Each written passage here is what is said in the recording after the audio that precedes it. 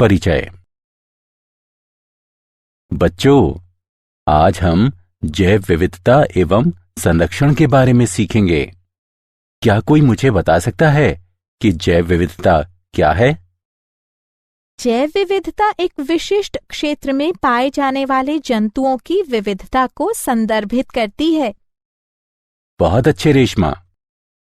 Sir, हम जैव विविधता का संरक्षण कैसे करते हैं?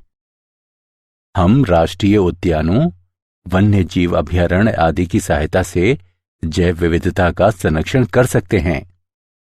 इस पाठ में आप जैव विविधता तथा इसके संरक्षण के बारे में सीखेंगे। उद्देश्य: इस पाठ के अंत में आप निम्न करने में सक्षम हो जाएंगे। जैव विविधता एवं इसके स्तर को बताना, जैव विविधता के प्रतिरूपों का वर्णन करना, जैव विविधता के महत्व का वर्णन करना, जैव विविधता की क्षति की व्याख्या करना, जैव विविधता संरक्षण का वर्णन करना।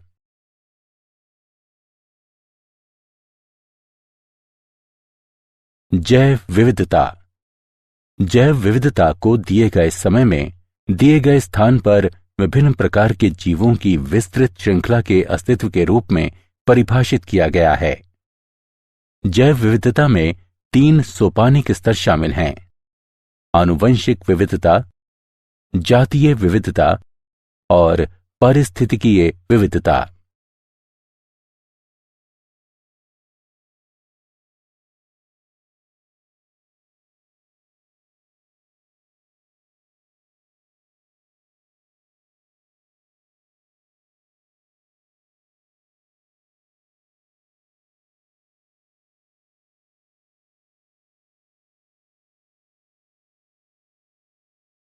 जैव विविधता के स्तर।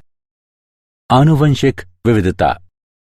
एक जाति के भीतर मौजूद आनुवंशिक भिन्नता आनुवंशिक विविधता कहलाती है। आनुवंशिक भिन्नता अलील में, पूरे जीन में या गुणसूत्रीय संरचना में हो सकती है। जातीय विविधता। जातीय विविधता के 2 महत्वपूर्ण मापदंड हैं: जाति प्रचुरता, इसे प्रति इकाई क्षेत्र जातियों की संख्या के रूप में परिभाषित किया जाता है। जाति संतुलितता, ये सापेक्ष प्रचुरता को संदर्भित करती है, जिसके साथ प्रत्येक जाति को एक क्षेत्र में दर्शाया जाता है। पारिस्थितिकीय विविधता, पृथ्वी पर पाए जाने वाले विशिष्ट जैविक समुदायों की विविधता पारिस्थितिकीय विविधता कहलाती है। पृथ्वी तथा भारत में कितनी जातियां यानी स्पीशीज हैं? International union for conservation of nature के अनुसार पादप तथा जंतु प्रजातियों की कुल संख्या 1.5 मिलियन से अधिक हैं। जीविका, स्वास्थ्य, कल्याण तथा मनोरंजन हेतु मनुष्यों के लिए जैव विविधता बहुत महत्वपूर्ण है। उदाहरण के लिए, मानवता अपना सभी कुछ भोजन, चिकित्सा और औद्योगिक उत्पाद जैव विविधता के घटकों से प्राप्त करती है। वैश्विक जैव विविधता का प्रतिनिधित्व।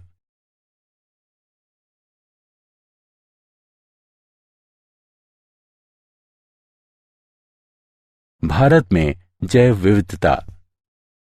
संसार के 12 महाजैव विविधता वाले देशों में भारत भी एक है। भारत का भूमि क्षेत्र केवल विश्व का केवल 2.4% है। इसकी वैश्विक जातीय विविधता 8.1% है। भारत में पौधों की 45,000 जातियां तथा जंतुओं की 90,000 से 1,00,000 जातियां हैं। वास्तव में अभी कई जीवित जातियों की खोज तथा नाम दिए जाने की आवश्यकता है।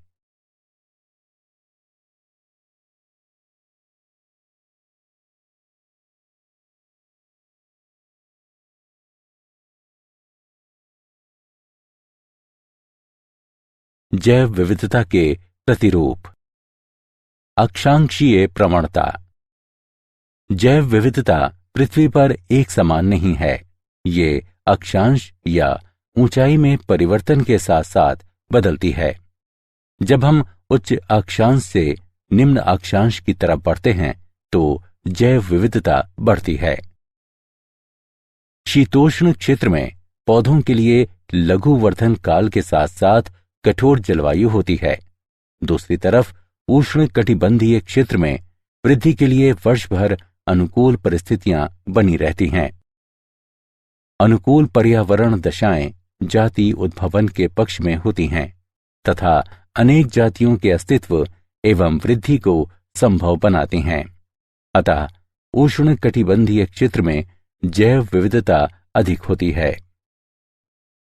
उदाहरण के लिए उष्ण कटिबंधीय वर्षा वनों में संवहनी पौधों की जातियों की माध्य संख्या प्रति 0.1 हेक्टेयर नमूना क्षेत्र में 118 से 236 तक होती है, जबकि ये शीतोष्ण क्षेत्रों में केवल 21 से 28 जातियों की सीमा में होती हैं। विविधता तथा अक्षांश के बीच इस प्रकार का सहसंबंध अनेक वर्गकीय समूहों के लिए भी पाया जाता है, जैसे कि चींटी, तितली, शलभ और पक्षी आदि। जातीय क्षेत्र संबंध। पर्वत पर जातीय विविधता निम्न से उच्च ऊंचाई तक घटती है। ऊंचाई में 1000 मीटर की वृद्धि के साथ तापमान लगभग 6.5 डिग्री सेल्सियस तक नीचे चला जाता है। अधिकतम ऊंचाई पर तापमान में कमी और अत्यधिक मौसमी परिवर्तनशीलता दो मुख्य कारक हैं जो विविधता को कम करते हैं। जातीय विविधता की अक्षांशी तथा ऊंचाई प्रवणताएं दो प्रमुख प्रवणताएं हैं। हालांकि कुछ क्षेत्रीय तथा वर्ग को संबंधित अपवाद हैं। एक ही समय पर अधिक जटिल तथा विषम भौतिक पर्यावरण क्षेत्र में अधिक जटिल तथा विविध वनस्पति एवं जंतुओं का साथ देता है। जाति प्रचुरता तथा क्षेत्र जिसमें व्यापक भिन्नताएं एक लघु गणक पैमाने पर उपस्थित होती हैं, उनके बीच संबंध एक सीधी रेखा दर्शाता है, जिसे कि नीचे दिया गया है। log s बराबर log c जमा z log a। यहां z रेखा का ढलान है और c y अंतःखंड है।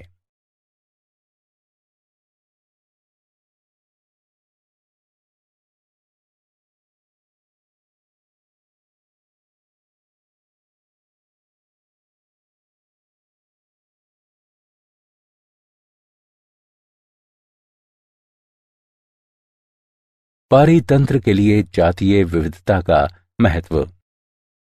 समृद्ध जैव विविधता जैव मंडल के स्वास्थ्य तथा देश के जैव औद्योगिक विकास के लिए आवश्यक है। जैव विविधता भोजन, दवा, औषधीय, ड्रग, रेशों, रबर तथा इमारती लकड़ी के स्रोत हैं। अनेक सूक्ष्म जीवों का उपयोग मूल्यवान उत्पाद प्राप्त करने के लिए उद्योगों में किया जाता है। आधुनिक कृषि जैव विविधता का 3 प्रकार से उपयोग करती है। नई फसलों के स्रोत के रूप में, उन्नत किस्मों के प्रजनन के लिए एक स्रोत सामग्री के रूप में तथा नए जैव निम्ननी कीटनाशकों के स्रोत के रूप में। पारितंत्र के लिए जातीय विविधता का महत्व। जैव विविधता के अनेक औषधीय उपयोग हैं।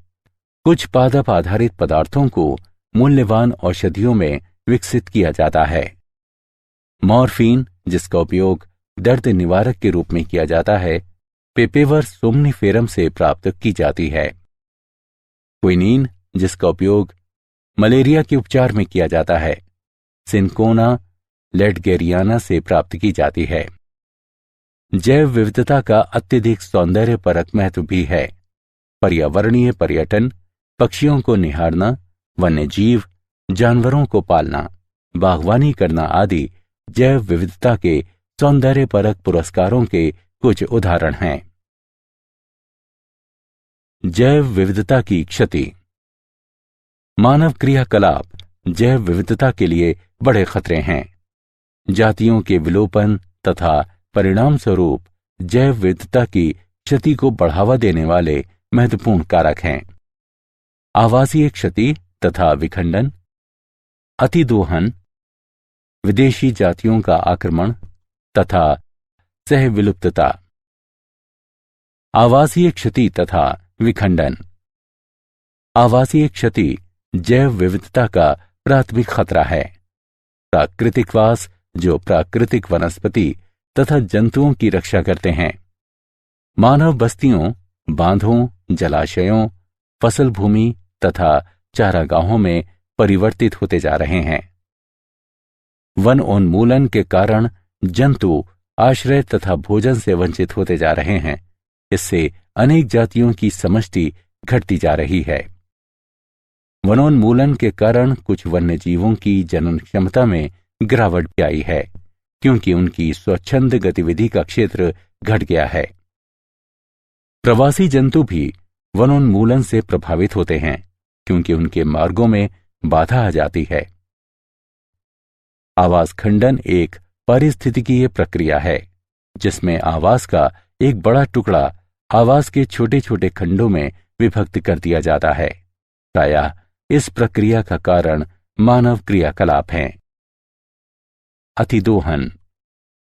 जातियों का अतिदोहन आनुवंशिक विविधता की क्षति तथा पारस्परिक प्रभाव वाली जातियों की व्यष्टि तथा समूह दोनों की जातीय प्रचुरता में क्षति का कारण है। अतिदोहन में अत्यधिक मछलियों का शिकार करना तथा अधिक फसल काटना शामिल हो सकते हैं। 20वीं सदी में अप्रतिबंधित व्हेल मछली का शिकार अतिदोहन का एक उदाहरण है, और व्हेल मछली का शिकार करने वाले उद्योगों ने व्हेल मछली की अनेक जातियों को अत्यंत निम्न समष्टि आकार तक पहुंचा दिया। मनुष्यों ने समुद्री मछलियों का शिकार किया। समुद्रों के प्रचुर संसाधनों के कारण यह कभी नहीं लगता था कि समस्या उत्पन्न होगी। बढ़ती मानव समष्टि के कारण भोजन के स्रोत के रूप में समुद्र की मांग बढ़ी है। विदेशी जातियों का आक्रमण। बाहरी जातियां जिन्हें उस स्थान पर लाया जाता है जहां वे पहले नहीं रहती थीं, आक्रामक जातियां कहलाती हैं। आक्रामक जातियां प्रकृति का संतुलन बिगाड़ देती हैं। लंबे समय तक आबादित रूप से रहने के बाद बाहरी जातियों के साथ प्रतिस्पर्धा करने में असमर्थ स्थानिक यानी देशज जातियां प्रायः बाहर निकाल दी जाती हैं या मार दी जाती हैं। अनेक मछलियों की जातियां जैसे कि ब्लू गिल सनफिश और स्मॉल माउथ बॉस, इन दोनों को पूरे पश्चिमोत्तर अमेरिका में व्यापक रूप से लाया गया था, जहां वे उभयचर समष्टियों के लिए गंभीर खतरा पैदा कर रही हैं।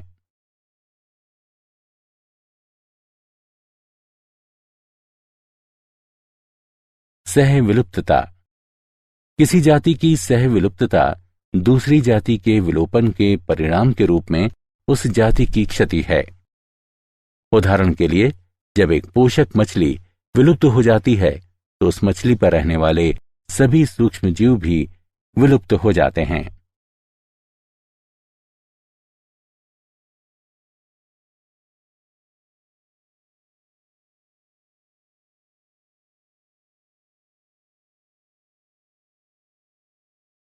जैव विविधता संरक्षण।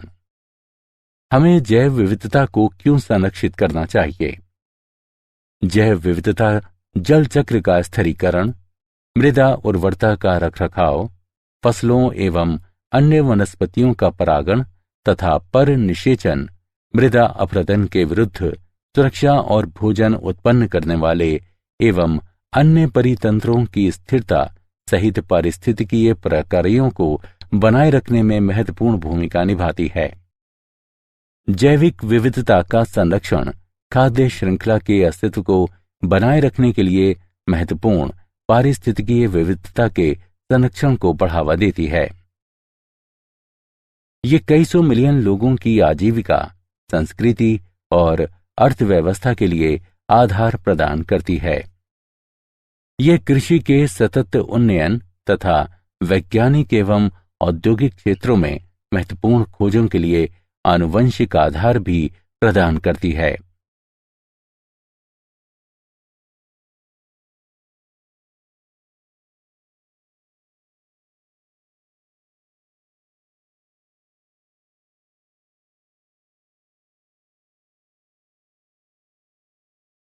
जैव विविधता को हम कैसे संरक्षित करें?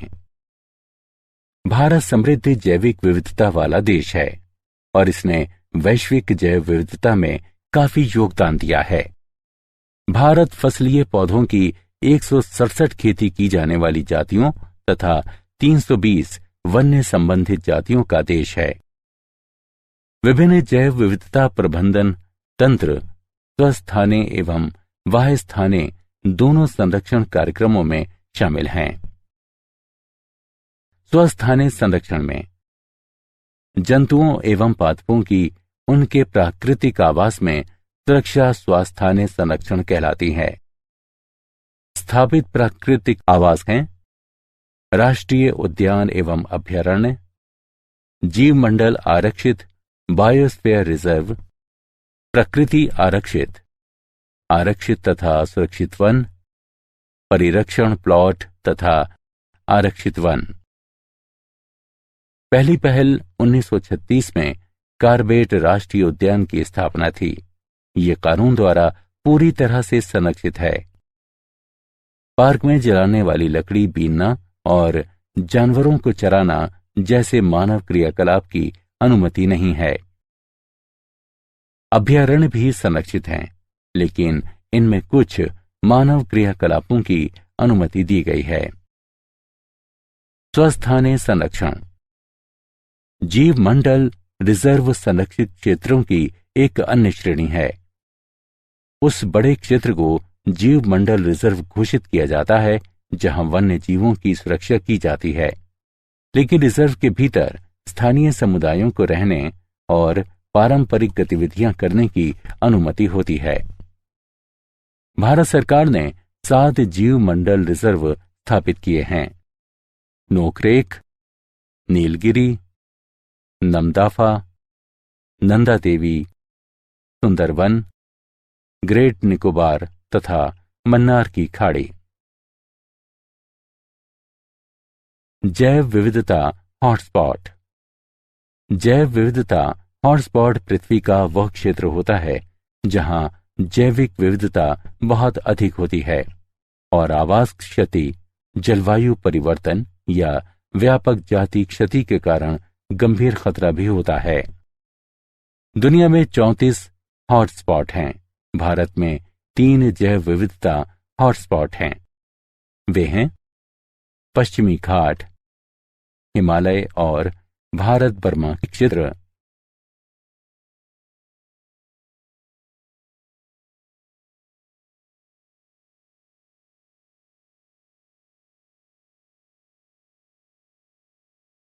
वाह्यस्थाने संरक्षण पादप एवं जंतुओं के वाह्यस्थाने संरक्षण में उनके प्राकृतिक आवास से अलग एक विशेष स्थान पर उनकी सुरक्षा करना शामिल है। उदाहरण के लिए जंतु उद्यान, वनस्पति उद्यान। फसलों, जंतुओं, पक्षियों एवं मछली प्रजातियों के सभी आनुवंशिक पदार्थों को national bureau of plant genetic resources नई दिल्ली तथा national bureau of animal genetic resources आदि के द्वारा संग्रहित एवं संरक्षित किया जाता है।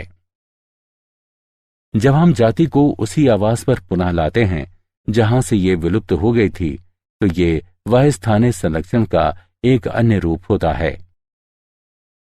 उदाहरण के लिए गंगा नदी में पाए जाने वाले घड़ियालों को उत्तर प्रदेश, मध्य प्रदेश और राजस्थान की नदियों में पुनः लाया गया जहां ये विलुप्त हो गए थे। क्या आप जानते हैं, हमारे माननीय प्रधानमंत्री श्री मनमोहन सिंह ने द हैदराबाद प्लेज की शुरुआत की और कहा कि उनकी सरकार भारत में जैव विविधता संरक्षण हेतु संस्थागत तंत्र को मजबूत बनाने के लिए $50 मिलियन का अनुदान देने का निर्णय लिया है।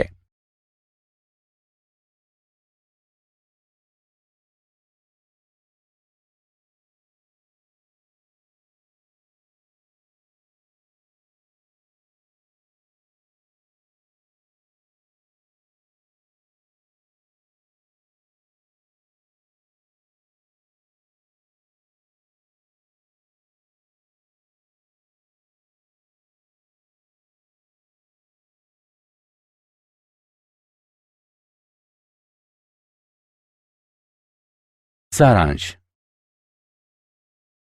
आइए हमने जो कुछ सीखा है उसे संक्षेप में दोहराएं। जैव विविधता को दिए गए समय में दिए गए स्थान पर विभिन्न प्रकार के जीवों की विस्तृत श्रृंखला के अस्तित्व के रूप में परिभाषित किया गया है। जब हम उच्च अक्षांश से निम्न अक्षांश की तरफ बढ़ते हैं तो जैव विविधता बढ़ती है। पर्वत पर जातीय विविधता निम्न से उच्च ऊंचाई तक घटती है। जैव विविधता जैव मंडल के स्वास्थ्य के लिए महत्वपूर्ण है, क्योंकि ये भोजन स्रोत के रूप में कार्य करती है और इसका अत्यंत सौंदर्यपरक महत्व भी है। मानव क्रियाकलाप जैव विविधता के प्रमुख खतरे हैं। इसमें आवास क्षति तथा खंडन, अतिदोहन, विदेशी आक्रमण जातियां, सह विलुप्तता शामिल हैं। पादप एवं जंतुओं की उन्हीं के प्राकृतिक आवास में सुरक्षा इन सेतु संरक्षण कहलाता है। पादप एवं जंतुओं के एक्स सेतु संरक्षण में उनके प्राकृतिक आवास से अलग एक विशेष स्थान पर उनकी सुरक्षा करना शामिल है।